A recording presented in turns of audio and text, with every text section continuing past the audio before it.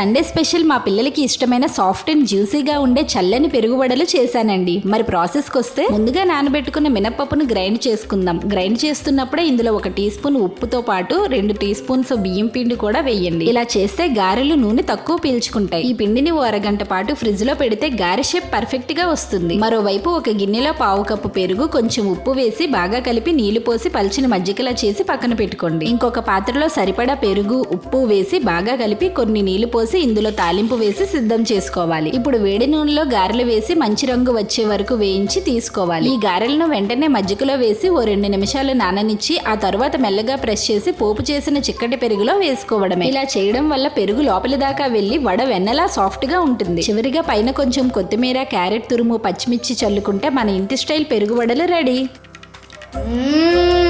అదిరిపోయింది.